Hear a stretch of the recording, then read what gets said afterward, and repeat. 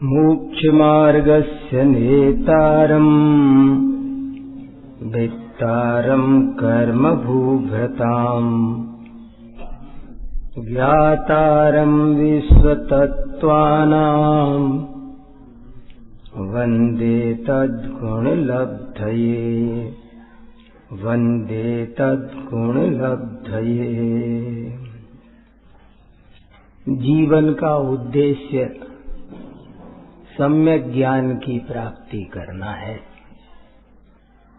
ज्ञान की प्राप्ति ही आत्मा की प्राप्ति है। ज्ञान की अनुभूति ही आत्मा की अनुभूति है। ज्ञान की शुद्धि ही आत्मा की शुद्धि है। इसलिए येन केन प्रकारेण ज्ञानाभ्यास करके ज्ञान को निर्दोष बनाना चाहिए। स्वदोष शांत्या विहितात्म शांति। आचार्य समंतभद्र स्वामी ने 20 बार एक शब्द लिखा है, स्वदोष शांत्या विहितात्म शांति। आज तक जितने भी जीव सुखी हुए हैं सब अपने दोषों को शांत करके, नष्ट करके, मिटा करके सुखी हुए हैं और कोई उपाय नहीं है। तो ज्ञान का क्या दोष है? अनादि काल से हम पक्षपात, अंधविश्वास, भावुकता, पूर्वाग्रह इन दोषों से ग्रस्त हैं। इसलिए हमको सम्यक ज्ञान नहीं हो पा रहा है। फिर से बहुत इम्पोर्टेंट एक वाक्य कहा, ज्ञान के क्या दोष हैं और किनको दूर करना है। 2 बात कही अभी। एक बात ये कही कि जीवन का उद्देश्य अपने ज्ञान को शुद्ध करना है। एक बात तो ये कही मैंने। दूसरी बात मैंने ये कही कि ज्ञान को शुद्ध करने का मतलब क्या? सोने को शुद्ध करना है तो कैसे करना है? सोने में क्या अशुद्धि है ये जाने बिना सोना शुद्ध नहीं हो सकता। ऐसे ही ज्ञान शुद्ध करना है तो ज्ञान में क्या दोष आ रहे हैं? तो ज्ञान में जो दोष आ रहे हैं उनमें से कुछ के मैंने अभी नाम बोले। पक्षपात, पूर्वाग्रह, भावुकता, अंधविश्वास, ऐसे कुछ दोष अनादि काल से ये जीव लेकर चला आ रहा है और उसके कारण कई बार इसको सम्यक ज्ञान प्राप्ति का अवसर भी होता है तो सम्यक ज्ञान प्राप्त नहीं होता है। ये उसमें उलझ जाता है। इसको ये मान के बैठा रहता है कि ये चीज ऐसी है, फिर वो वैसी ही उसे दिखाई देती। माँ को अपना बेटा दुबला ही दिखता है, दूसरे का बेटा वो ताकतवर दिखता है। वो तो लंबा, वो तो अच्छा था, वो बढ़िया है, तू कमजोर है। मेरा बेटा कमजोर, उनका तो ताकतवर है। ऐसे ये इस तरह की भावनाएं हैं जो अनादि काल से इस जीव के साथ लिपटी हुई है। और न्याय शास्त्र पढ़ने का उद्देश्य यही है। न्याय शास्त्र ये बताता है, आंखें खोलो, पक्षपात से मत देखो, पूर्वाग्रह से मत देखो। ऐसी बहुत कहानियां हैं, बहुत दृष्टांत हैं कि पक्षपात से चीज गलत दिखती है। पूर्वाग्रह के कारण चीज जैसे आंखों में पीलिया हो जाए तो सफेद दीवार भी पीली दिखती है। ऐसे ही हमारे ज्ञान में अनादि काल से ये दोष प्रवेश कर रखे हैं। हमने ये सोच रखा है कि ब्राह्मण अच्छा ही होता है, बनिया लोभी ही होता है। हमने कुछ जाति को लेकर, हमने कुछ भाषा को लेकर हमने सोच रखा है कि संस्कृत अच्छी ही होती है, अंग्रेजी बुरी ही होती है। अब हम समझ नहीं सकते बात को। जब हमने पहला घड़ा उल्टा रख दिया है, जब हमने आग्रह अपने अंदर रख दिया है, तो बात नहीं बनेगी। और जब आप ईमानदारी से निष्पक्ष होकर बात करने बैठेंगे, जैन आचार्यों ने जब निष्पक्ष होकर, भाषावाद विश्व की एक बहुत बड़ी समस्या है, बड़े बड़े लोग चिंतित हैं। अनेक भाषाएं होना दुर्गुण नहीं है, लेकिन उन भाषाओं को लेकर के कलह करना, लेकिन वो भी हमारे देश में बेंगलोर में मेट्रो इसलिए जला दी गई खाली कि उसमें सूचनाएं हिंदी में लिखी हुई थी, हिंदी में भी लिखी हुई थी। ट्राइलैंग्वेल लिखते हैं ना, अंग्रेजी में लिखी, कन्नड़ में लिखी और साथ में हिंदी में भी। तो जो भाषा के वैसे थे कट्टरवादी, कट्टरवाद होता है। ज्ञान का एक बहुत बड़ा दोष है कट्टरवाद, जिसको स्यादवाद ने दूर किया। मैं अक्सर एक बात कहता रहता हूँ, बहुत मार्मिक है। दुनिया में दो ही वाद हैं, एक अनेकांतवाद और दूसरा आतंकवाद। तीसरा कोई वाद है ही नहीं। और जो अनेकांतवादी नहीं है वो गारंटी से आतंकवादी है। दूसरे को अपने हिसाब से परिणमन कराना चाहना वही आतंकवाद है।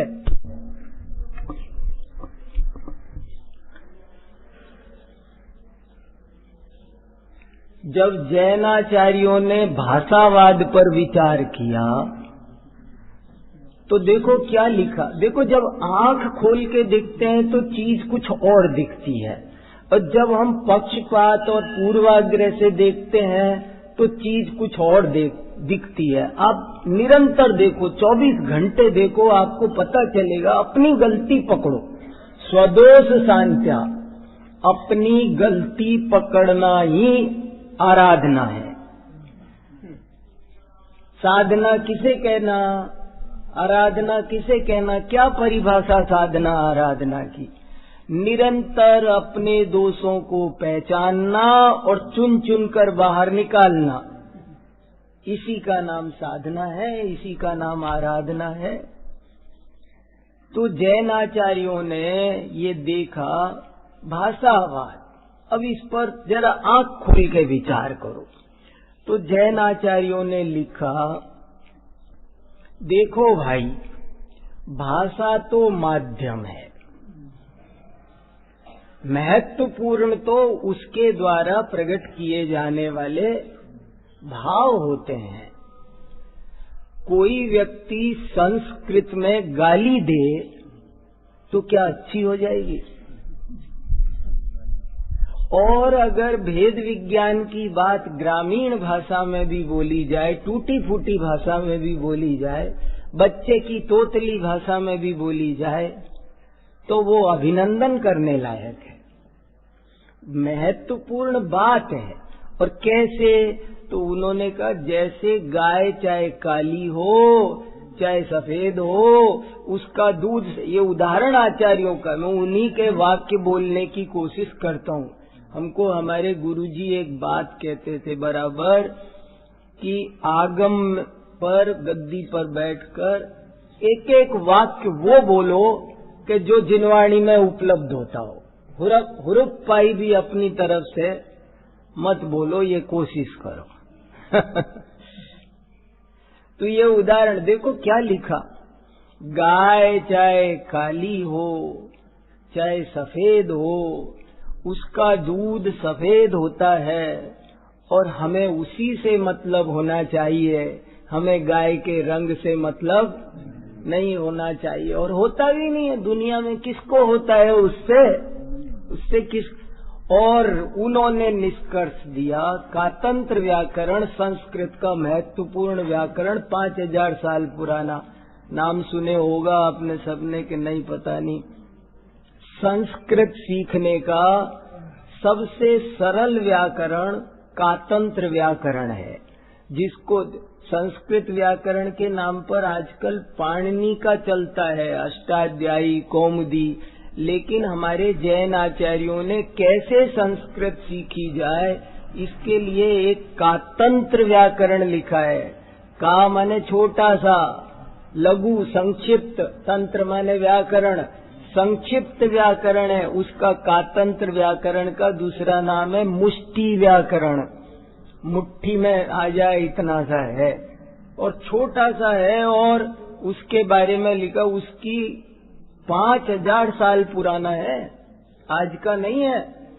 5000 साल पहले हमारे शास्त्र कब से हैं? आप ये गलत फहमी में मत रहना कि 2000 साल से ही हमारे शास्त्र हैं।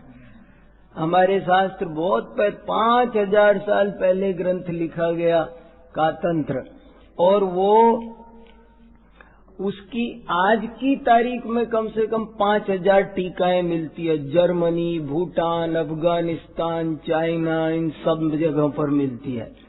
और संस्कृत के ब्राह्मण पंडितों ने लिखा, पतंजलि ने लिखा, ग्रामे ग्रामे कालापकम काटकम च प्रोच्यते।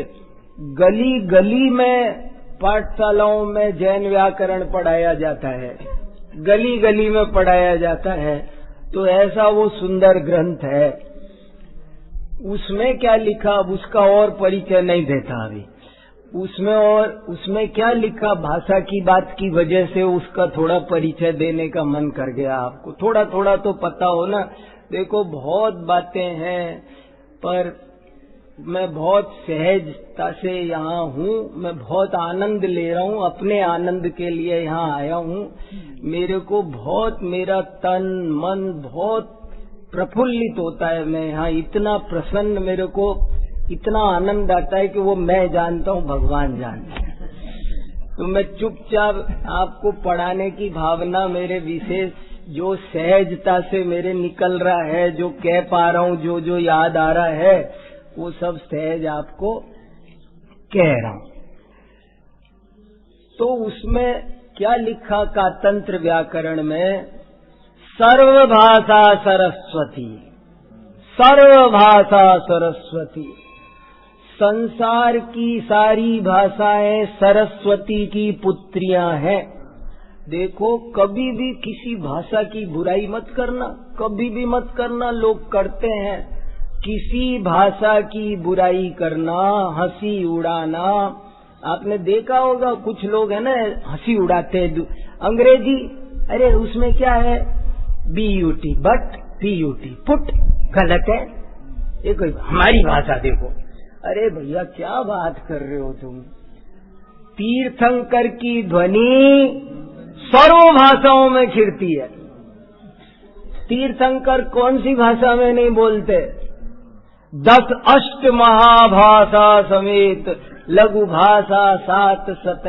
अब देखो मैंने एक भाषा वाला मुद्दा आपके सामने रखा, दृष्टिकोण कैसा साफ हो गया, कितना सुलझ गया, चित्त हल्का हो गया।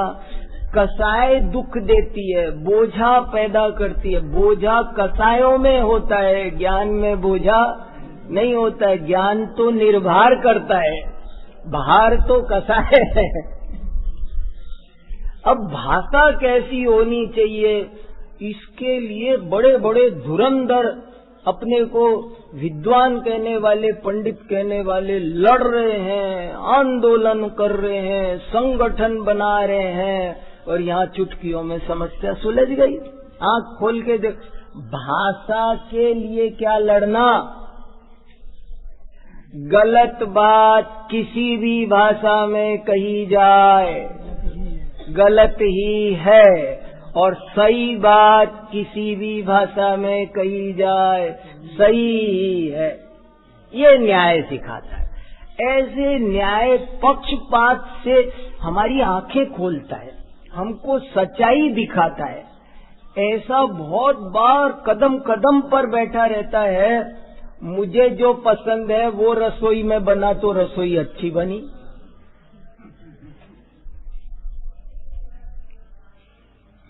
मुझे जितनी मिर्ची पसंद है उतनी डाली जब तो अच्छी बनी। ये बहनों को बहुत कष्ट है, घर में 10 लोगों को कैसे कैसे, कोई कह रहा है कम डाल दिया, कोई कह रहा है ज्यादा डाल दिया, कोई कह रहा है ज्यादा सेक दिया, कोई कह रहा है कम सेक दिया। कितनी मुश्किल है,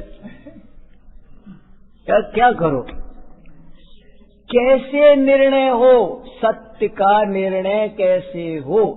न्याय का उद्देश्य क्या, सत्य को दिखाना, सत्य का साक्षात्कार कराना, जीवन में सत्य का साक्षात्कार करना ही हमारा उद्देश्य है। सत्य को देखे बिना शांति नहीं मिलेगी, सत्य को देखना जरूरी है, और वो सत्य तब दिखेगा जब आंखों के आगे आए हुए ये सब पर्दे हटेंगे। ये पर्दे हटना जरूरी है, ये पर्दे हमको चीज ठीक से देखने नहीं दे रहे हैं, इसलिए इन पर्दों को हटाने के लिए ही न्याय शास्त्र पढ़ना जरूरी। हम ट्रेन में पहले आके बैठ गए, मान लो ट्रेन का टाइम 5 बजे और मैं 4 बजे आके बैठ गया, तो कई को खड़ी है फालतू, चल क्यों नहीं देती। और अगर मैं 15 मिनट लेट हो गया हूँ, मैं बाहर हूँ, अभी रास्ते में पहुंच नहीं पा रहा हूँ, मैं लेट हो रहा हूँ, गाड़ी का टाइम 5 बजे, मैं 5:10 तक भी ये लेट क्यों नहीं हो जाती है। ये भी कोई जरूरी है टाइम पे ही चलाना, 5 बजे ही चला दी उसने भी। अब तुम्हें 5 बजे चला दी, ये गलती दिख रही है क्योंकि तुम गलत हो। हमें बड़े दिल के साथ में सही को सही और गलत को गलत स्वीकार करना आना चाहिए। सही को सही और गलत को गलत स्वीकार करना जिसे आता है वो स्वाध्याय का पात्र है, वो धर्म साधना का पात्र है, वो उन चीजों को ठीक से समझ सकता है। तो इसलिए अपन ये न्याय शास्त्र पढ़ रहे हैं। तो बातें बहुत है, पर अब अगला प्रकरण आपको एक बहुत अच्छा प्रकरण आ रहा है, वो सुनाता हूँ। कल शाम को हमने पढ़ा प्रकरण प्रवृत्ति कैसे होती है। किसी भी विषय को समझने या समझाने का काम प्रकरण प्रवृत्ति, शब्द समझ में आया, प्रकरण प्रवृत्ति। कल हमने क्या पढ़ा था, इसी भाषा को समझो, इसी भाषा में आनंद लो। इन शब्दों में जो भाव है वो मैं बदलता हूँ ना तो कुछ कमजोर हो जाता है, वैसा नहीं रहता, इसलिए बदलते भी हैं, सरल करने के लिए बार बार बदलते हैं, लेकिन जो अर्थ इसी शब्द में होता है ना वो अर्थ दूसरे शब्दों में प्राय नहीं आता है। तो हमने कल शाम को क्या पढ़ा, अगर किसी से भी पूछा जाए कि कल शाम को हमने क्या पढ़ा, तो आपको तुरंत बोलना है प्रकरण प्रवृत्ति कैसे की जाती है, हमने कल ये समझा। और प्रकरण प्रवृत्ति का क्या मतलब है, प्रकरण माने विषय, प्रकरण माने सब्जेक्ट। किसी भी विषय को में कैसे प्रवृत्ति की जाए, किसी भी विषय को ठीक से कैसे समझा जाए, कैसे समझाया जाए, इसका नाम है प्रकरण प्रवृत्ति। तो उन्होंने कहा इसका एक हर काम की विधि होती है भैया। हलवा बनाना है, रोटी बनाना है, सब्जी बनाना है, हर चीज की विधि है। कोई चीज पहले छौंकी जाती है, किसी में बाद में छौंक लगाया जाता है, बाद वाले को पहले छौंक लगाओ, पहले छौंक वाले को बाद में लगाओ। वो सब चीजों का एक क्रम है। भोजन बनाने का भी, कोई भी काम करने का, एक मकान बनाना है तो उसका एक क्रम है। एक कपड़े पहने जाएंगे तो कैसे पहने जाएंगे, पहले कुर्ता बाद में बनियान, तो जो इनका सबका क्रम है ना, किसके पीछे क्या पे, हर चीज का एक क्रम है। ऐसे ही किसी भी विषय में प्रवृत्ति करना हो, समझना हो, समझाना हो, तो उसका एक क्रम है। नंबर 1, पहली सीढ़ी पे चढ़ोगे तब दूसरी बार। पहली सीढ़ी उद्देश्य, दूसरी सीढ़ी लक्षण निर्देश, तीसरी सीढ़ी परीक्षा। ये करेंगे तब हम उस विषय को ठीक से उसके साथ न्याय कर पाएंगे, अच्छे से समझ पाएंगे। ये बात हमने कल पढ़ी। अब आज हम दूसरा प्रकरण में आगे बढ़ाता हूँ। बहुत बढ़िया प्रकरण है, बहुत अच्छी बात इसमें भरी हुई है। देखो प्रश्न संख्या 16, प्रमाण किसे कहते हैं? कल हमने पढ़ा था न्याय किसे कहते हैं। न्याय की क्या परिभाषा पढ़ी थी? प्रमाण नयात्मको न्याय। याद रखो, कुछ याद रहेगा तो वो चित्त में घूमेगा। न्याय किसे कहते हैं? प्रमाण नयात्मको न्याय। और प्रमाण नय क्या होते हैं? अब देखो ये सब लिखने से, आज अर्चना जी ने भी मुझे 5-6 पेज लिख कर दिए, बहुत अच्छे लिखे, मन प्रसन्न हुआ। लिखना चाहिए, लिखने से चीजें स्पष्ट होती है, हमारी कमी हमको पता चलती है। तो अब जैसे प्रमाण है, अब आप अपने आप से पूछो। मैं क्लास में तो पूछ लेता हूँ, अभी नहीं पूछता, पर यहाँ आप अपने आप से पूछो। अपने गुरु भी खुद ही है, अपना शिष्य भी आत्मा। ये भी एक गजब का सिद्धांत है। हम ही गुरु, हम ही शिष्य, हम ही कर्ता, हम ही कर्म, हम ही करण, हम ही संप्रदान, हम ही अपादान, हम ही सब कुछ हमें। सटकारक यही घटाओ, स्वयंभू है तब। तो अपने गुरु शिष्य आप बनो। तो अपने आप से पूछो प्रमाण नय क्या? तो आपको चित्त में तुरंत उपस्थित होना चाहिए, चित्त में प्रमाण नय क्या। कोई बच्चा पूछे ये प्रमाण नय क्या होता है, हमें समझाओ। कोई बच्चा पूछे, मान लो ये पूछे गुड़िया कि बताओ प्रमाण नय क्या है, तो इसको बता सकता हूँ क्या मैं? अपने आप से पूछो। हमें तुरंत देखो चुटकियों में संक्षेप में बात बताना आना चाहिए। पूरी वस्तु को कहना वो प्रमाण, और उसके एक अंश को कहना वो नय। हमने कहा नींबू, ये हो गया प्रमाण। हमने कहा पीला, खट्टा, गोल, रसीला, ये हो गए न। हमने कहा कार, तो कार बोला, ये हो गया प्रमाण। पहिए, seat, brake, clutch, accelerator, battery, steering, ये क्या हो गया? नहीं। पूरी वस्तु बोलना। हमने बोला मनुष्य, हमने बोला गाय, ये प्रमाण। सींग, पूंछ, पैर, ये हो गए पूरी वस्तु। तो अब देखो सबको, बच्चे को समझ में आना चाहिए। आपकी बात बिल्कुल, अब विस्तार और कितना भी करो, लेकिन इतना पता रहना चाहिए प्रमाण नय क्या होता है। पूरी वस्तु का कथन करना, पूरी वस्तु को जानना, कहना, समझना, समझाना, वो प्रमाण है। और उसके एक देश को, देश माने क्या होता है? भारत को देश क्यों कहते हैं, कभी पता है? कोई बताएगा भारत को देश क्यों कहते हैं? देश शब्द का अर्थ है, जैसे वाटर माने पानी होता है, ऐसे ही देश शब्द का डिक्शनरी का अर्थ है टुकड़ा। देश माने टुकड़ा। देखो उठा के डिक्शनरी, इसीलिए मैं शब्द जानने को पीछे पड़ा रहता हूँ कि शब्द नहीं जान। देश, भारत को देश क्यों कहते हैं? जर्मनी देश क्यों है? पाकिस्तान देश क्यों है? ये क्योंकि ये धरती एक है और ये भारत उसका एक, उस पृथ्वी का एक टुकड़ा है।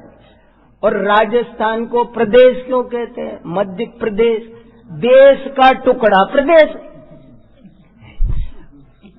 पुत्र का पुत्र, प्रपुत्र, पिता का पिता, प्रपिता, ये तो भेद का भेद।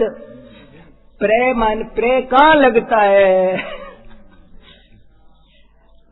तो एक है देश। अब ये शब्द पढ़ने से है ना, शब्द को ब्रह्म कहा, शब्द को ब्रह्म कहा। शब्द है ना वो ब्रह्म है। शब्दों को छोटी चीज मत समझो। एक बड़ा सुंदर श्लोक है, अमंत्रमक्षरम नास्ति नास्ति मूलमनौषधम अयोग्य पुरुष नास्ति योजकस्तत्र दुर्लभ। क्या अद्भुत श्लोक है। कैसे कैसे हमारे पूर्वज एक एक श्लोक में सब भर गए, एक ही श्लोक में सब भर गए। अमंत्रमक्षरम नास्ति, कोई एक अक्षर ऐसा नहीं है जो मंत्र न हो। अब ये कभी कभी कई मंदिर में नीचे नाम लिखा होता है, श्री, हमसे पैर नहीं रखा जाता, उन पर पैर नहीं रखना चाहिए कभी, वो भी सरस्वती है। अमंत्रमक्षरम नास्ति, एक अक्षर ऐसा नहीं है जो मंत्र नहीं हो। अमंत्रमक्षरम नास्ति नास्ति मूलमनौषधम, ऐसी कोई वनस्पति नहीं जो औषध न हो, ऐसा कोई पुरुष नहीं जो अयोग्य हो। कमी केवल उसको पहचानने वाले की है, उसको जानने वाला चाहिए, उसका योजक चाहिए। अमंत्रमक्षरम नास्ति नास्ति मूलमनौषधम अयोग्य पुरुषो नास्ति योजकस्तत्र दुर्लभ। दुनिया में एक अक्षर ऐसा नहीं जो मंत्र न हो, एक जड़ी वनस्पति ऐसी नहीं जो औषध न हो, और एक पुरुष कोई ऐसा नहीं दुनिया में, एक व्यक्ति भी ऐसा नहीं जो अयोग्य हो। उसमें कुछ न कुछ योग्यता होती है। हमारे यहाँ दिल्ली में पास में एक LIC की ब्रांच है, और उस पर जो गार्ड है ना, वो जब देखो तब सोता रहता है। गार्ड काम तो है उसका चौकीदारी, पर जब देखो तब वो सोता रहता। तो वो ब्रांच के हेड ने ऊपर उसकी कई दफे शिकायत करी कि ये गार्ड हटाओ। तो ऊपर से CEO चेक करने आया, कि तो चेक करने आए, तो तब भी वो तो सोते ही मिल गया करम का। उसने सोचा उस दिन ना मिला होता तो ठीक था, पर वो तो उस दिन भी उसे भी सोया हुआ मिल गया। तो वो जो चेक करने आया ना, उसने कहा तुरंत पहले इसकी फोटो खींचो। तो फोटो खींची, फिर कहा एक काम करो, एक नई पॉलिसी लॉन्च करो और उसको विज्ञापन में इसको डालो और लिखो, यदि आपको भी ऐसे ही चैन से खर्राटे लेकर सोना हो तो हमारी ये पॉलिसी खरीदें। और वो पॉलिसी लाखों बिक गई।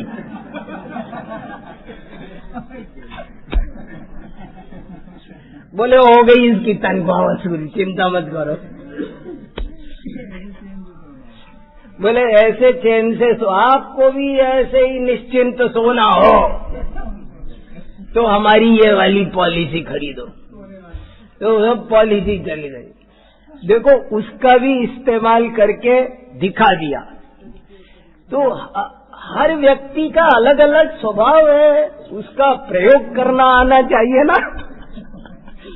नेता किसे कहते हैं? वही है जो हर चीज को, ऑफिस में अगर आपको प्रिंसिपल बनाया है तो कितने टीचर है, कितने सब है, सबकी अलग अलग योग्यता है, आपको पहचानना आना चाहिए, जिससे वही काम लो। हर काम हर नहीं कर सकता। तो ऐसे सब चीजों को समझना जरूरी है। प्रकरण प्रवृत्ति कैसे होती है ये हमने कल पढ़ा। अब आज हम पढ़ते हैं प्रमाण क्या होता है। प्रमाण मैं आपको बता दिया, पूरी वस्तु को जानना प्रमाण। कोई भी चीज चुटकियों में बताओ आप, कोई भी चीज पूरी वस्तु का कथन करना प्रमाण। हमने बोला दूध प्रमाण, हमने बोला फीका, मीठा, सफेद, गाढ़ा, कम, ज्यादा, जो बोला सब नहीं। पूरी वस्तु का कथन प्रमाण। और उसके एक देश का, देश से हमारी ये बात चली। देश, देश माने टुकड़ा, प्रदेश माने जो देश का भी टुकड़ा हो वो राजस्थान प्रदेश है, भारत देश है। ऐसे चीजों को समझोगे तो आनंद आएगा बहुत। अब समझ में आएगा देश व्रत, देश कथन, अब सब समझ में आएंगे। हर चीज देश, उदाहरण एक देश होता है तो सब समझ में आएगा। अब प्रमाण किसे कहते हैं देखो, बहुत इंपॉर्टेंट चर्चा है, बड़ी सुंदर चर्चा है। किसे कहते हैं प्रमाण? प्रमाण पहले पढ़ देता हूं शांति से 2-3 प्रश्न, फिर उनका आनंद से अर्थ खोलने की कोशिश करूंगा। प्रमाण किसे कहते हैं अथवा प्रमाण शब्द की व्युत्पत्ति क्या है? जिसके द्वारा वस्तु तत्व को एकदम सही रूप में, ये यहाँ जोर है, एकदम सही रूप में, डाउट वाउट नहीं, कभी कभी तो चल जाता है। ये कुछ ढीले पोले लोग होते हैं बहुत, ये ढील पोल भी बहुत दिक्कत करती है। देखो मैंने एक लेख लिखा है चरणान योग पर, उसमें चरणान योग की क्या क्या विशेषताएं हैं, 32 विशेषताएं लिखी है कि जैन आचार की दुनिया के आचारों के साथ तुलना करो तो क्या खासियत निकलती है। बहुत बढ़िया, बहुत शानदार, वो 32 विशेषताएं सब समझने लायक है, एक एक कभी शांति से चर्चा कर सकते हैं। उसमें एक पॉइंट बता रहा हूं, अभी बात आ गई इसलिए। जैन आचार कहता है कि व्रतों में अल्पता तो चल सकती है पर शिथिलता नहीं चल सकती। अब ये छोटा सा वाक्य 1 इंच का, पर इसमें बहुत रस है। व्रतों में अल्पता चल सकती है, शिथिलता नहीं चल सकती। अल्पता और शिथिलता एक ही बात नहीं है, दोनों में महान अंतर है। अल्पता चल सकती है, शिथिलता नहीं चल सकती। अब जैसे मान लो आपने आज उपवास किया, अब मेरी शक्ति नहीं तो मैं एक आसन कर सकता हूँ, मुझे शास्त्र की आज्ञा है। इनकी उतनी मेरी जितनी भी शक्ति नहीं, ये 2 आसन का नियम ले सकते हैं कि मैं आज 2 ही बार मुंह झूठा करूंगा, ये भी व्रत है। चरणान योग कहता है जो जितना कर सके अपनी, कोई ये भी नियम ले सकता है मैं आज 5 बार से, जो दिन में 20 बार झूठा करता हूँ वो अगर आज ये निर्णय कर ले कि आज मैं 5 बार से ज्यादा अपना मुंह नहीं खोलूंगा, तो ये भी व्रत है। तो व्रतों में इस तरह अल्पता तो चल सकती है पर शिथिलता नहीं चल सकती। शिथिलता क्या? अब जैसे इन्होंने किया 5 बार का और इन्होंने किया उपवास, तो अब ये सोचें कि ये तो 5 बार खा रहे हैं, अब अगर मैं जरा सा 1 चम्मच पानी ले लूं तो क्या दिक्कत है? बोले नहीं, तुमने उपवास किया है, अब तुम 1 चम्मच पानी तुम नहीं ले सकते। तो उन्होंने 5 बार किया है, जिसने जो, तो अल्पता और शिथिलता 2 चीज न्यारी न्यारी है, तो ये बहुत खास बात है। ऐसे ही कितने ही लोग ऐसे ढिल पुल बहुत होते, अब कभी कभी तो हो जाता, और वो उनका कभी कभी कहते हैं, कभी कभी नहीं होता है, वो जब पकड़े जाए तभी है, कभी कभी तो चलता है। एक टीचर लेट आएगा, जब जिस दिन कहो उस दिन, सर कभी कभी तो होता है ना, मैंने कहा जिस दिन कह दें उस दिन तुम कह दिया करो, कभी कभी होता है। कभी कभी क्या होता है भाई, हम कुछ नहीं जानते, कभी कभी नहीं चलेगा ये सब, है कि नहीं? तो ये एकदम सही, बहुत इंपॉर्टेंट है। न्याय शास्त्र एक्यूरेट रिजल्ट चाहता है, 100% एक्यूरेट, 100% एक्यूरेट, 99.9 नहीं, 100% एक्यूरेसी दे। देखो क्या चीज है न्याय, है क्या चीज? जो पक्का ज्ञान कराए, जो सच्चा ज्ञान कराए, उसका नाम न्याय शास्त्र है। कभी कभी नहीं चलेगा ऐसे कोई गलत। जैसे अभी आएगी चर्चा अनुमान की, तो अपन तो अनुमान किसे कहते हैं? हम और आप अनुमान क्या कहते हैं? मेरा अनुमान है कि आज बारिश होगी, और नहीं हुई तो कह देना मेरा तो अनुमान था ना, मेरा तो अंदाजा था। ऐसे नहीं चलता अनुमान, इसको अनुमानाभास कहते हैं। इसको न्याय शास्त्र इसको क्या कहता है? अनुमानाभास। ये अनुमान नहीं है, अनुमान भी प्रमाण है, और वो 100% एक्यूरेट रिजल्ट देता है। आपसे पूछा ये कितना लंबा है, आपने कहा 50 फीट, हमने नापा तो 20 फीट। वो तो मेरा तो ऐसे ही अंदाजा था ना, ऐसे नहीं चलेगा तुम्हारे अंदाजे बंदाजे अनुमान बनवा ऐसे। ये अनुमानाभास है। अनुमान वो है प्रत्यक्ष जैसा ही जो रिजल्ट दे। प्रत्यक्ष और अनुमान में केवल उसकी जानने की विधि का अंतर है, उसके रिजल्ट में अंतर नहीं आना चाहिए। ऐसा सुंदर न्याय, इसलिए ये लाइन बहुत ध्यान देने लायक है। एकदम सही रूप में, जिसके द्वारा वस्तु तत्व को एकदम सही रूप में जाना जाता है, पहचाना जाता है, उसे प्रमाण कहते हैं। वह प्रमाण क्या है, अथवा प्रमाण का निर्दोष लक्षण क्या है? स्वयं और अपूर्व अर्थ का व्यवसायात्मक माने, अब ये शब्द बार बार शास्त्र में आएगा, इसलिए यहाँ ब्रैकेट में लिख दिया, बाद में नहीं लिखेंगे। अब आगे किताब में जगह जगह कहीं आएगा तो व्यवसायात्मक ही लिखा मिलेगा, फिर मत परेशान होना, एक बार बता दिया। व्यवसायात्मक माने निश्चयात्मक, निर्णयात्मक, भ्रमात्मक नहीं, कंफ्यूजन नहीं, कमजोर। कितने ही लोग देखो, इसलिए मैं कहता हूँ लिखो पढ़ाओ, इसलिए कहता हूँ कि ऐसा बहुत होता है कि आप कहने लगते हैं वो मैंने समझा पता नहीं सही है कि नहीं है, इसलिए नहीं बताया। अभी एक बच्चा इंटरव्यू देने गया तो मैंने उससे पूछा कि क्या क्या, उससे रिपोर्ट ली तो उससे 5 प्रश्न पूछे और उसने उत्तर नहीं दिए। मैंने कहा तुमने उत्तर क्यों नहीं दिए, तुमको तो पता था ये प्रश्न तो तुमको आता है, मैं जानता हूँ मेरा विद्यार्थी, इनके तुमको ये प्रश्न। मैंने सोचा कहीं गलत होगा तो, सिर्फ इसलिए उत्तर नहीं दिया कि मैंने सोचा कहीं गलत हुआ तो। इसलिए मैं कहता हूँ न्याय शास्त्र से आपको पक्का ज्ञान होता है, अंदर से कॉन्फिडेंस आता है। जैसे अभी पूछा जाए कितने बज गए, पर इनके कहने से बता रहा हूं मैं, तो मान लो इनने कहा 11 बज गए, अब मैंने महेंद्र भैया से कहा 11 बज गए, फिर इन्होंने मेरे से कहा कि 10 बजे, तो मैंने कहा अच्छा सोनू भैया तो कह रहे थे कि 11 बज गए, बजे होंगे 10 बजे होंगे। अब मैं गिर गया ना, क्यों गिर गया? और अगर मैंने घड़ी देखी होती तो, अगर मैंने वो देखी होती तो,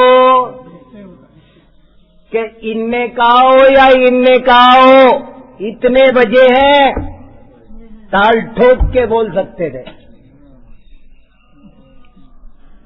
न्याय शास्त्र हमको बात को ताल ठोक, सम्यक दर्शन माने क्या? पक्के ज्ञान का नाम सम्यक दर्शन है। और क्या? अरे ज्ञान का ही नाम देखो, ज्ञान की परिभाषा बनाओ, ज्ञान का महत्व बनाओ। ज्ञान पक्का हो उसका नाम सम्यक दर्शन, ज्ञान ही चर्या में आ जाए तो उसका नाम क्रिया परिणत ज्ञान को ही चारित्र कहते हैं। और ज्ञान में ही जो दृढ़ता उत्पन्न होती है उसे सम्यक दर्शन कहते हैं। ज्ञान की 3 पर्याय है, सम्यक दर्शन, सम्यक ज्ञान, सम्यक चारित्र। अभी चिंता मत करो, ज्ञान के पीछे पड़ जाओ, बस हर चीज का अर्थ हमको ज्ञान करना है। प्राणम पच्चक्काणम, प्रत्याख्यान क्या है? कि ज्ञान है। प्रतिष्ठा किसे कहते हैं? पदिट्ठा बुद्धिवाचको, नियम सार में ऐसी बहुत सारी गाथा है। ज्ञान ही संवर है, ज्ञान ही योग है, ज्ञान ही समाधि है, ज्ञान ही प्रति सामायिक है, ज्ञान ही सब कुछ ज्ञान ही ज्ञान है। ऐसी नियम सार में बहुत सारी गाथाएं हैं, इसलिए यह समझना जरूरी है। निश्चयात्मक ज्ञान ही प्रमाण है, सम्यक ज्ञान ही प्रमाण है। प्रमाण के उक्त दो लक्षण बताने का क्या प्रयोजन है? प्रमाण के उक्त दोनों लक्षण जैन दर्शन के न्याय ग्रंथों में अत्यधिक प्रसिद्ध हैं और दोनों ही पूर्णतः निर्दोष हैं। प्रथम लक्षण आचार्य माणिक्य नंदी ने परीक्षामुख सूत्र में प्रकट किया है और द्वितीय लक्षण श्रीमद अभिनव धर्म भूषण यति ने न्याय दीपिका में एवं अन्य अनेक आचार्यों ने भी अपने ग्रंथों में प्रकट किया है। प्रथम लक्षण परमत खंडन की विशेष विवक्षा से बनाया है, जबकि द्वितीय लक्षण में उसकी सामान्य विवक्षा है। सब एक एक अक्षर मोती जैसा जड़ना पड़ता है। जब लिखते हैं ना तो सब आता है। जैसे स्वेटर बुनते रहते हैं ना तो एक एक फंदा डालते हैं सोच सोच के, ढीला नहीं टाइट नहीं। ऐसे ही ये सब लिखते हैं ना, वो लिखना बोलना संतु नपातुला। विवक्षा, विवक्षा माने वक्तुम इच्छा विवक्षा। विवक्षा माने बोलने की इच्छा को विवक्षा कहते हैं। पीने की इच्छा को पिपासा कहते हैं। खाने की इच्छा को बुभुक्षा कहते हैं। मुक्त होने की इच्छा को मुमुक्षा कहते हैं। एक शब्द आता है तो सैकड़ों आ जाते हैं। एक शब्द आ जाए ना तो हजारों शब्द आ जाते हैं। मुमुक्षु, बुभुक्षु, पिपासु, जिज्ञासु, ज्ञातुम इच्छतीति जिज्ञासु, जो जानने की इच्छा जिज्ञासा, पीने की इच्छा पिपासा, जाने की इच्छा जिज्ञासा, जीने की इच्छा जिजीविसा। हजारों शब्द एक मिनट में बन जाते हैं। साचा है भाषा सीखना, प्राकृत सीखना, संस्कृत सीखना, ये साचा चाहिए। साचा साचा हुआ तो फटाफट फटाफट कितना काम धड़ाधड़, काम में क्वालिटी भी आती। जैसे समझ लो किसी को कोई चीज बनानी है, कोई खिलौना बनाना है, मान लो कोई जैसे मोमबत्ती बनानी, कोई खिलौना बनाना, तो अगर ऐसे बनाओ हाथ से तो हर एक में वो सौंदर्य भी नहीं आएगा और उतनी जल्दी भी नहीं बनेगी। और साचा बना लिया हो पहले तो गुंजिया बनाते हैं ना, गुंजिया घर में गुंजिया बनाते हैं ना, तो क्या करते हैं, अगर गुंजिया हर एक गुंजिया हाथ से बनाओ तो देर भी बहुत लगेगी और सब में वो फिनिशिंग नहीं आएगी। और साचा हो तो फटाफट सारी गुंजिया बन जाएगी और सब सुंदर भी बनेगी। ऐसे ही ये चीज है। ये विवक्षा, विवक्षा माने बोलने की इच्छा। अभी देखो, आपने कहा कि प्रमाण का प्रथम लक्षण परमत खंडन की विशेष विवक्षा से बनाया गया है, तो फिर तो उसके प्रत्येक पद का एक विशेष अभिप्राय होगा।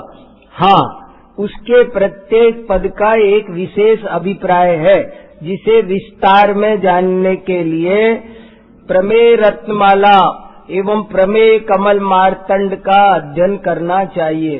क्या नाम रखे। एक दिन तो मैं पूरा व्याख्यान ग्रंथों के नामों पर किया। ग्रंथों के नाम जाने कहाँ से हमारे आचार्य, प्रमेय रत्नमाला, प्रमेय कमल मार्तंड, जैसे कल पंडित जी साहब बता रहे ना, युक्ति अनुशासन, तत्वानुशासन है, आत्मानुशासन, इष्टोपदेश, पुरुषार्थ सिद्धि उपाय। क्या नाम ढूंढ के लाए, कहाँ से लाए जाने। 3 लोक में एक ही जगह था।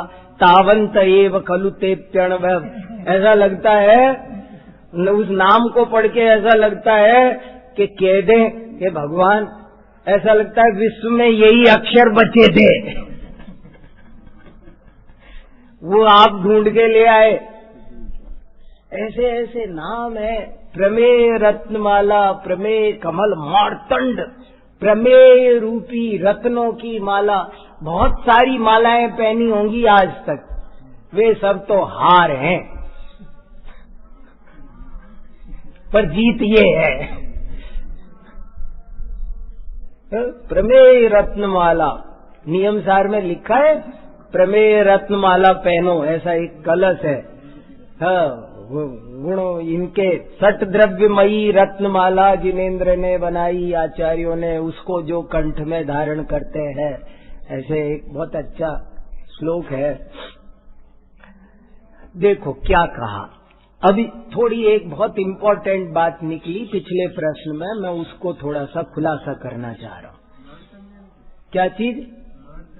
मार्तंड माने सूर्य, प्रमेय कमल मार्तंड। और इन्हीं आचार्य ने एक दूसरा ग्रंथ लिखा है, उसका नाम है न्याय कुमुद चंद्र। एक ग्रंथ का नाम है, एक बार कम से कम अपने ग्रंथों के नाम पर एक वर्कशॉप करो, बहुत पद। एक ग्रंथ का नाम है न्याय कुमुद चंद्र, वो भी प्रभाचंद्राचार्य ने लिखी है। राजा भोज के दरबार में जिनको गुरु का पद हासिल था, राजा भोज जिन्हें गुरु मानता था, तो वो न्याय कुमुद चंद्र, प्रमेय कमल मार्तंड। मार्तंड माने सूर्य, प्रमेय रूपी, प्रमेय माने ज्ञेय। न्याय पढ़ने के लिए ये भी 4 शब्द समझना चाहिए। न्याय शास्त्र में 4 चीज है, प्रमाण, प्रमेय, प्रमाता, प्रमिति, 4 चीज आती है। ऐसे ही, और इन 4 का मीनिंग क्या सरल अर्थ में कर दूं, मैं एकदम चेंज कर दूं तो प्रमाण माने ज्ञान, प्रमेय माने ज्ञेय, प्रमाता माने ज्ञाता, प्रमिति माने ज्ञप्ति। जिसको हम ज्ञान, ज्ञेय, ज्ञाता, ज्ञप्ति कहते हैं, उसी को न्याय शास्त्र में ज्ञान, प्रमाण, प्रमेय, प्रमाता, प्रमिति ऐसे कहते हैं। हालांकि दोनों एक अर्थक नहीं है। मैंने कल कहा था पर्यायवाची कोई होता नहीं। एक नियम ये भी है उत्कृष्ट कि पर्यायवाची कोई होता ही नहीं, हर शब्द का भिन्न अर्थ है। तो फर्क है कुछ कि हाँ है।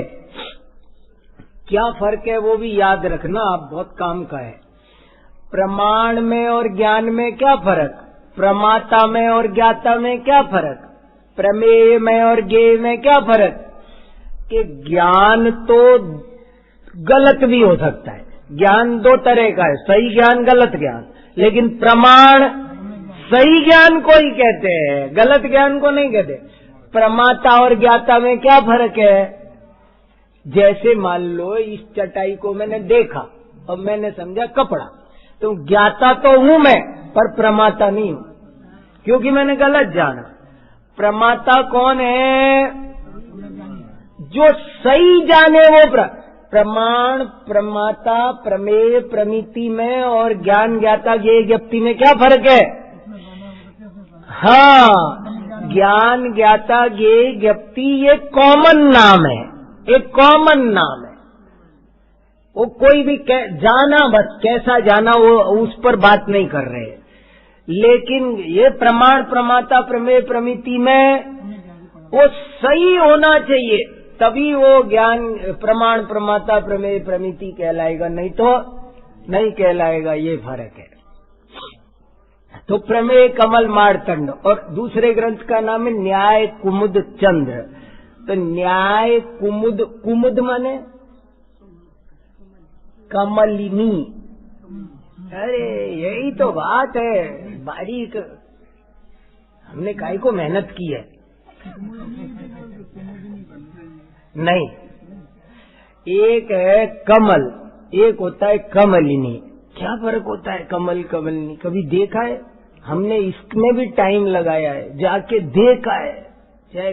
थोड़े सब थोड़ा थोड़ा करना, घूमने तो जाना पड़ता है ना, 24 घंटे तो नहीं पढ़ सकते ना। तो जाके देखा है कि क्या होता क्या है। तुम्हें पास में पार्क है, डियर पार्क, उसमें सरोवर है, वहाँ कमल भी है, कमलिनिया भी है, माली भी है। हमने कहा हमें बताओ भैया क्या फर्क है, ये कमल कमलिनी होता क्या चक्कर है। तो सब देखा समझा, आंखों से देखा, शास्त्रों में पढ़ा। पहले क्या फर्क क्या है कि कमल उस पुष्प को कहते हैं, उस कमल को कमल कहते हैं जो सूर्य के उदय होने पर खिलता है, और कमलिनी उस कमल को कहते हैं जो रात को खिलता है, चंद्रमा देख के खिलता है। जो चंद्रमा देख के खिलता उन्हीं कमलों में जो कमल रात्रि को खिलते हैं और सुबह होते ही मुरझा जाते हैं, वे कमलिनियां हैं। और जो सुबह खिलते हैं और शाम को मुरझा जाते हैं। तो न्याय कुमुद चंद्र, चंद्रमा की उपमा दी तो न्याय को कमलिनी की उपमा दी, और सूर्य की उपमा दी तो कमल कहा। उस उपमा के साथ सूट करना चाहिए ना, मैचिंग। मैचिंग की साड़ी, मैचिंग का ब्लाउज, मैचिंग की बिंदी, में सब मैचिंग देखते हैं। तो ये भी मैचिंग देखते हैं, हमारे आचार्य भी मैचिंग बिठाएंगे कि नहीं बिठाएंगे। तो देखो, अब एक खास बात बता के अपनी चर्चा पूरी करे। 5 मिनट और ले, कोई आकुलता, सही बताना। हाँ, 5-7 मिनट। एक बहुत इम्पोर्टेंट बात बताता हूँ। देखो,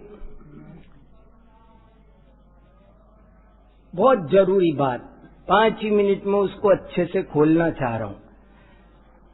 प्रमाण क्या है? अब क्या बताया जा रहा है? प्रमाण क्या है, पैमाना क्या है। कल कहा था कि न्याय तुला के समान है। न्याय क्या है? वो पैमाना है, वो नाप के काम करता है। तराजू के समान है, बांट के समान है, मीटर के समान है, लीटर के समान है। न्याय कैसा है? तराजू, बांट, लीटर, मीटर इनके समान। लेकिन मीटर ही गलत हो तो, बांट गलत हो तो, मान लो हमारा लीटर गलत है, हमारा मीटर गलत है, हमने जमीन खरीदी और वो गलत फुट ले आया, और जो 20 फीट थी उसको 25 फीट बना के कहे 25 फीट के पैसे दो। तो अब ये विवाद हो गया। वो कह रहा है 25 फीट है, हम कह रहे हैं 20 फीट है। तो इसका क्या इरादा है? वो एक कह रहा है कि ये 2 किलो चीनी है, वो कह रहा 5 किलो चीनी के पैसे दो। अरे भैया 5 किलो चीनी के पैसे कैसे दे? तो बोले बांट की जांच कराओ पहले, चीनी कितनी है ये तय बांट से होगा, तराजू से होगा। लेकिन तराजू बांट भी धोखा दे जाए तो क्या करे? तो ISI मार्का लाओ। फिर क्यों चाहिए बांट ISI मार्का? क्यों चाहिए? बांटों को क्यों सरकार रोज रोज दुकानों पे आके चेक करती है कि घिस जाते हैं, बदल जाते हैं, टूट फूट जाते हैं, तुम उन्हीं से तोलते रहते हो। तो बोले उनको इसलिए चेक करना जरूरी है। तो प्रमाण किसे कहना? न्याय क्या है? प्रमाण नहीं। न्याय क्या है? वस्तु को जानने का साधन क्या है? प्रमाण नहीं। फिर प्रमाण क्या है? इस पर विवाद हो गया। सब अपने अपने दुकान पर अलग अलग बांट लेके बैठे हैं। भाई बांट, आपने कहा तराजू रखो, बांट रखो, अब तराजू सब पासंग वाली लेके बैठे हैं, बांट गलत लेके बैठे हैं। तो व्यापार सही होगा? भ्रष्टाचार मिटेगा? नहीं। तब सरकार ने नीति बनाई कि हम ISI के जो बांट होंगे वही रखने पड़ेंगे। तुम अपने घर के पत्थर के तोड़ तोड़ के मिट्टी के रख लेते हो, वो नहीं चलेगा। क्यों नहीं चलेगा? क्योंकि उनमें भी गड़बड़ हो जाती है। ऐसे ही यहां कहा कि हमको ये बात समझना जरूरी है कि प्रमाण क्या हो, प्रमाण तय करो। तो प्रमाण क्या हो, इस पर विचार विमर्श हुआ। सब लोग बैठे, बड़े बड़े दार्शनिक धुरंधर, बोले क्या हो, प्रमाण क्या हो? तो किसी ने कहा इंद्रियां प्रमाण है। जैनाचार्य ने क्या कहा, देखो अपन ने क्या पढ़ा पिछले प्रश्न में, ज्ञान ही प्रमाण है। ये बहुत खास बात है। बस मैं ये 5 मिनट में जो समझाना चाह रहा हूं ये ज्ञान ही प्रमाण है। और लोग क्या कह रहे थे, कोई कह रहा था इंद्रियां प्रमाण है, कोई कह रहा था गुरु प्रमाण है, किसी ने कहा वेद प्रमाण है, शास्त्र प्रमाण है। जैन आचार्यों ने ये कोई बात स्वीकार नहीं की। यदि इंद्रियां प्रमाण हो तो बोला जाता है चना और सुना जाता है धना।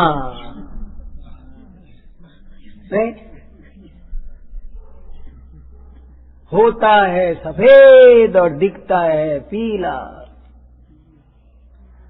दूध है मीठा मगर बुखार आ रहा है तो लग रहा है कड़वा। तो ये इंद्रियां धोखा देती है, एकदम सही ज्ञान कराने में समर्थ इंद्रियों से एकदम सही ज्ञान। ये बहुत बड़ा पक्ष रहा। बोले देखो भाई, तुम कहते कागज की लेखी, मैं कहता आंखन की देखी। जो छाती ठोक के कह रहा है कि तुम तो पढ़ के आए हो, हम आंखों से देख के आए हैं।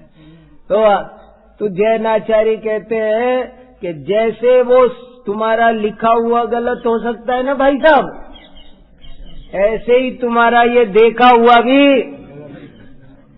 इसलिए इंद्रियां सच्चा पक्का पैमाना नहीं है। पैमाना किसे बनाया जाए, पैमाना किसे बनाया जाए? इंद्रियों को पैमाना नहीं बना सकते। गुरु को, बोले गुरु भी सबके न्यारे न्यारे हैं, गुरु भी रागी द्वेषी होते हैं, गुरु भी छदमस्त होते हैं। अगर गुरु का कहा ही, गुरु के कह देने मात्र से गुरु का कथन प्रमाण हो तो भी तुमको सम्यक ज्ञान की सत्य के साक्षात्कार नहीं हो पाएगा। तो गुरु को कैंसिल किया। देखो कलेजा चाहिए, ये है जैनाचार्यों का कलेजा, बहुत बड़ी हिम्मत चाहिए। और बोले वेद प्रमाण है, शास्त्र प्रमाण है। बोले शास्त्र प्रमाण है तो ये बात भी सब कह देंगे। वो कह देगा हमारे कुरान में लिखा है कि काफिर को मारो तो जन्नत मिलती है। अब क्या करे? तो प्रमाण मानोगे? नहीं। इसलिए शास्त्र भी कैंसिल। लो, शास्त्र प्रमाण नहीं, गुरु प्रमाण नहीं, इंद्रियां प्रमाण नहीं, सन्निकर्ष प्रमाण नहीं, बहुत चीजें कैंसिल की। क्या कहा वो इम्पोर्टेंट है और क्या नहीं कहा वो भी इम्पोर्टेंट है, जिन जिनको छुपाया। तो सम्यक जैन दर्शन कहता है वो अपने पैरों पे खड़ा करता है। एक बहुत बड़े विद्वान से पूछा, बाहुबली भगवान के दर्शन किए उसने श्रवण बेलगोला में, उससे पूछा कैसा लगा, क्या विचार आपके इसके इनके बारे में? तो बोले जो अपने पैरों पे खड़ा हो जाए उसी का जीवन सफल है। बस मेरे तो एक ही बात समझ में आई। लोगों के दृष्टिकोण न्यारे न्यारे हैं। हाँ, बहुत अजैन विद्वान भी हम तो सबसे थोड़ा थोड़ा संपर्क हमारा रहता है। बताओ, उनसे पूछा ही बाहुबली भगवान क्या कह रहे हैं, ये 57 फीट के 1000 साल से खड़े हैं, ऐसे ही 1000 साल से खड़े हैं, क्या कह रहे? बोले मेरे हिसाब से ये सारी दुनिया से एक ही बात कह रहे हैं, जो अपने पैरों पे खड़ा हो जाए उसी का जीवन सफल है। बस दूसरे के पैरों पे खड़े होते होते बहुत सारे सब दूसरे के पैरों पे खड़े हैं, वो दुखी है। जो दूसरे के पैरों पे खड़ा है वो दुखी है, जो अपने पैरों पे खड़ा होगा वही सुखी होगा। ये कह रहे ये तो भैया, तो ये ज्ञान ही प्रमाण है। आप जैन दर्शन आपको अपने पैरों पे खड़ा होना सिखा रहा है, दूसरे के भरोसे। बहुत गजब की बात है, अनादि काल से ये खोटी वृत्ति है। देखो, अपने दोषों को पहचानना और चुन चुन कर बाहर निकालना, इसी का नाम साधना आराधना है। अनादि काल से एक खोटी वृत्ति चलती है, निज शांत स्वभाव नहीं भाया, पर के ही गीत सुहाए। इस आदमी की, हमारी आपकी कुछ ऐसी टेंडेंसी है, जनरल टेंडेंसी है मेंटली, कि हमको है ना पूजना या पुजवाना पसंद है। हम धर्म भी इसलिए करते हैं कि कोई कल को मुझे पूज लेगा। पूजने पर के ही गीत सुहाए है, निज शांत स्वभाव नहीं बस। और जैन दर्शन, उसका पाठ यहां से शुरू होता है, परदव्वादो दुग्गदी। ये इसका पहला पाठ है जैन धर्म का, परदव्वादो दुग्गदी। पर द्रव्य की तरफ लक्ष्य करोगे तो दुर्गति होगी। जैन दर्शन अत्यंत स्वावलंबी बनाना सिखाता है। इसलिए क्या पैमाना कहाँ से लाएंगे? पैमाना भी यहीं बैठाया, पैमाना दूसरी जगह नहीं। ज्ञान ही प्रमाण है और कोई पर चीज प्रमाण नहीं है, ऐसी गहरी बात है। इसीलिए कहा एदम मिरदो नित्यम संतुष्टो होयि नित्यमेदम्मि एदेन होयि तित्तो होयि दितु उत्तमम सौखम। इस ज्ञान में ही रत रहो, इस ज्ञान में ही संतुष्ट रहो और इस ज्ञान में ही तृप्त हो जाओ, तुम्हें उत्तम सुख की प्राप्ति होगी। बहुविध क्रिया कलेश सो शिव पद लहे न कोय, ज्ञान कला पर कासते सहज मुख पद होय।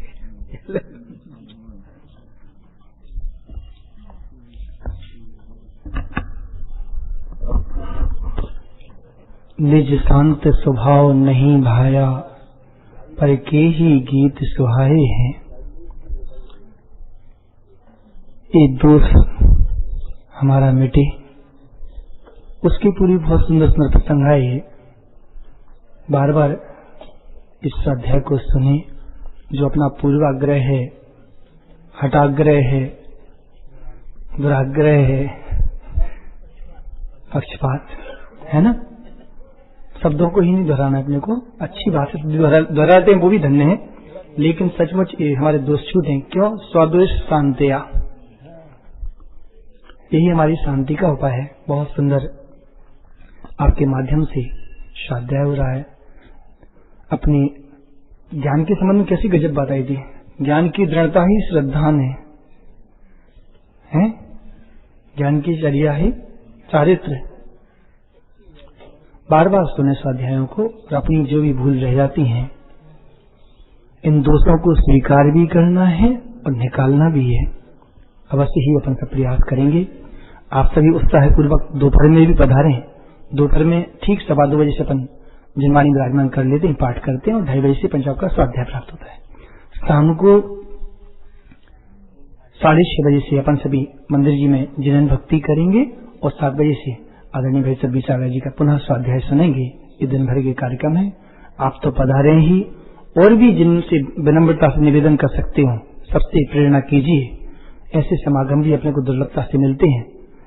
यद्यपि पंजाब का समागम सदा रहता है, अपन को आदत बनाए उनके स्वाध्याय का भी लाभ लिया करें और शाम को ही स्वाध्याय पधारें। जन्माष्टमी। हे जिनवाणी भारती। अच्छा अभी बोलना है, अब बोलो वाणी के ज्ञान से तुझे कालो सो वाणी